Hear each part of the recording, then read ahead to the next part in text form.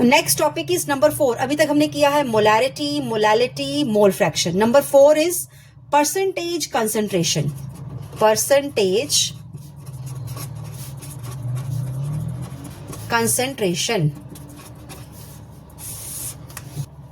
अब percentage concentration बताती है कि 100 पार्ट सॉल्यूशन में कितना सोल्यूट प्रेजेंट है. सिंपल वर्ड्स में सॉल्यूशन का कितना परसेंट सोल्यूट है. फॉर एग्जांपल हमारे पास है 10% शुगर सॉल्यूशन. 10% sugar solution. अब इसका क्या मतलब है? इसका मतलब है कि 100 ग्राम सॉल्यूशन में 100 ग्राम सॉल्यूशन में हमारे पास 10 ग्राम शुगर है. आपने परसेंटेज निकाली होगी, तो इसकी परसेंटेज जब हम निकालेंगे 10/100 इंटू 100 तो कितनी परसेंटेज निकल आती है? 10%. अब इसका मतलब है कि 100 ग्राम सॉल्यूशन में 10 ग्राम शुगर है, बाकी वाटर या सॉल्वेंट ही होगा. मतलब 90 ग्राम कितना हुआ? वो वाटर हुआ. अब इसका फॉर्मूला क्या होता है? परसेंटेज कॉम्पोजिशन निकालने का फॉर्मूला होता है which is equal to mass of the solute divided by the mass of solution into 100, where mass of the solute is equal to dissolved substance. जिसको हमने डिसॉल्व किया है. मास ऑफ द सॉल्यूशन में आ गया सोल्यूट प्लस सॉल्वेंट. इसमें solute भी आ जाएगा और सॉल्वेंट भी आ जाएगा. Solute plus solvent, right. अब mass of the solution is always equal to mass of the solute plus solvent. आप एक एग्जांपल करते हैं इसमें. 10 gram salt dissolved in 90 gram water.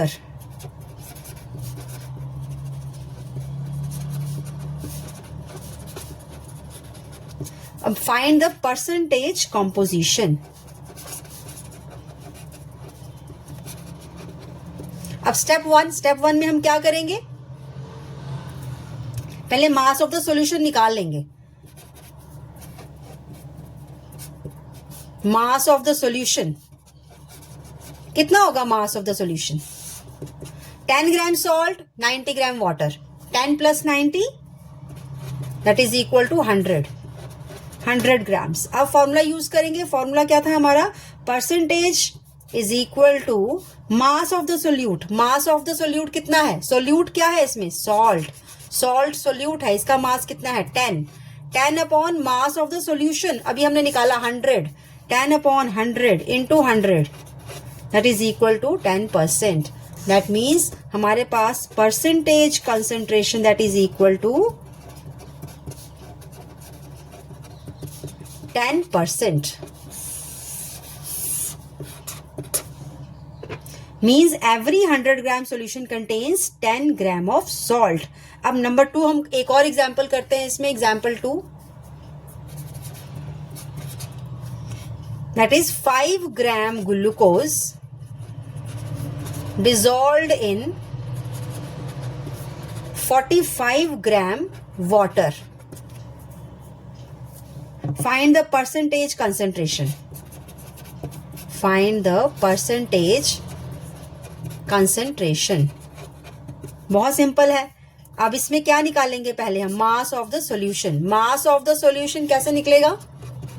Mass of solute plus solvent. Solute है glucose, solvent है water. 5 plus 45 that becomes 50 grams. Step 2 में हम percentage निकाल लेंगे which is percentage that is equal to mass of the solute which is 5 grams divided by mass of solution which is 50 grams into 100 which comes out to 10%. That is equal to 10% of glucose solution.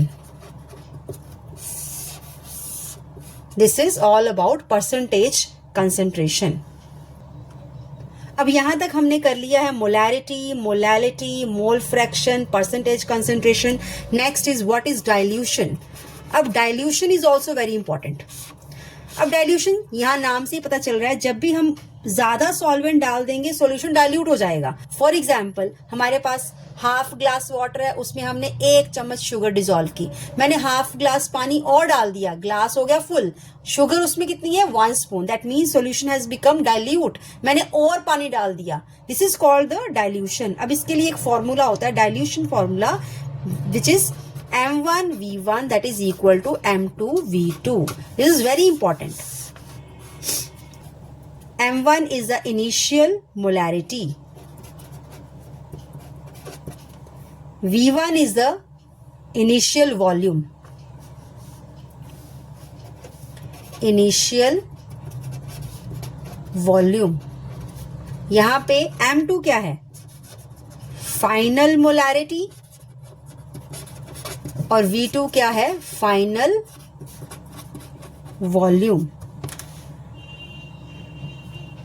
अब यहां पे ये formula कैसे काम करता है? यहाँ पे नंबर ऑफ मोल्स हमेशा सेम ही रहेंगे, क्योंकि सिर्फ हम पानी ऐड करते हैं, सोल्यूट की क्वांटिटी सेम ही रही थी, मैंने आधा ग्लास में भी 1 चम्मच शुगर डाली थी, अब उसमें मैंने आधा ग्लास और पानी डाल दिया, पानी बन गया 1 गिलास, पर शुगर क्वांटिटी उसमें 1 चम्मच ही है, इसमें नंबर ऑफ मोल्स जो होंगे वो सेम ही रहेंगे।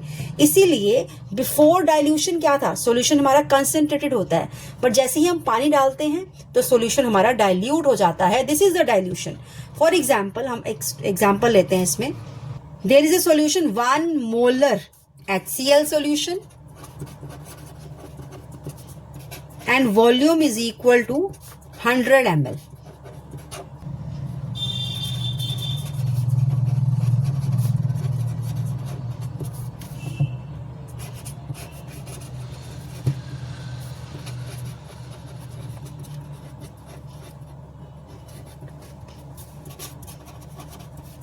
Find the new molarity. Simple. अब यहां पे हमारे पास M1 क्या है? M1 मतलब मोलारिटी कितनी 1 m है, V1 कितना 100 ml है, V2 कितना दिया गया दूसरा जो डाइल्यूट करके बनाया दैट इज 500 ml। अब इसमें हम फॉर्मूला लगा देंगे M1V1 is equal to M2V2 और नई मोलारिटी मतलब M2 आ जाएगा हमारे पास।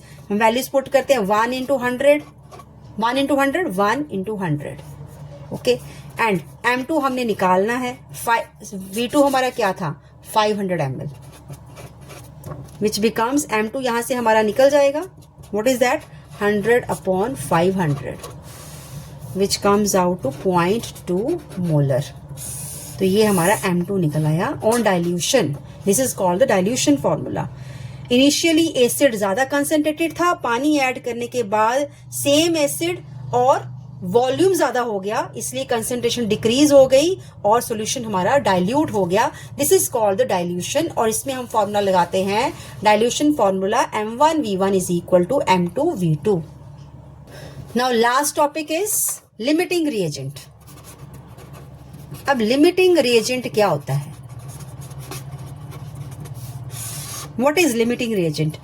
Reactant which gets completely used first and stops the reaction is called the limiting reagent। पहले definition लिख लेते हैं, the reactant which gets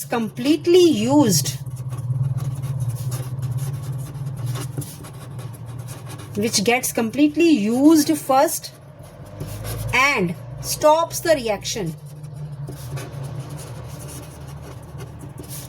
is called limiting reagent.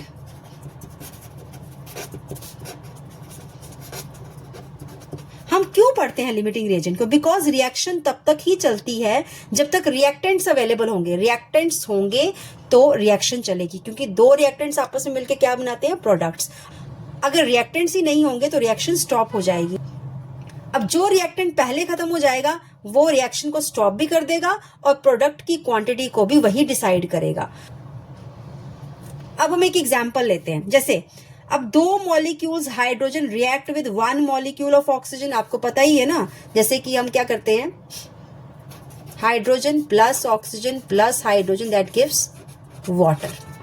यहां पे हम क्या लेते हैं 2 मॉलिक्यूल्स ऑफ हाइड्रोजन और वो 1 मॉलिक्यूल ऑफ ऑक्सीजन के साथ रिएक्ट करके क्या बनाते हैं? वाटर। यहाँ के मतलब H2 और ऑक्सीजन की रेशियो क्या रहती है? 2:1।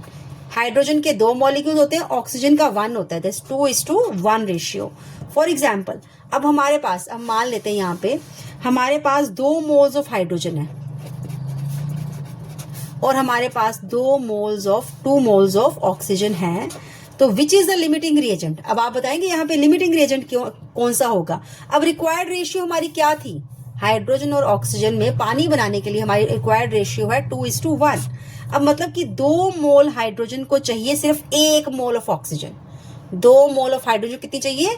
1 मोल ऑफ ऑक्सीजन। अब अवेलेबल क्या है हमारे पास? अवेलेबल है 2 mole of hydrogen, 2 mole of oxygen. Oxygen extra है, हाइड्रोजन पहले खत्म हो जाएगी, तो hydrogen is a limiting reagent. इसमें हाइड्रोजन क्या है? Limiting reagent. Limiting reagent is the hydrogen because it gets used completely first. पहले हाइड्रोजन खत्म होगी और रिएक्शन स्टॉप हो जाएगी, जैसे ही हाइड्रोजन फिनिश हो जाएगी हमारी रिएक्शन भी स्टॉप कर देगी। तो आज हमने की कंसेंट्रेशन टर्म्स, डाइल्यूशन और लिमिटिंग रिएजेंट। Thank you.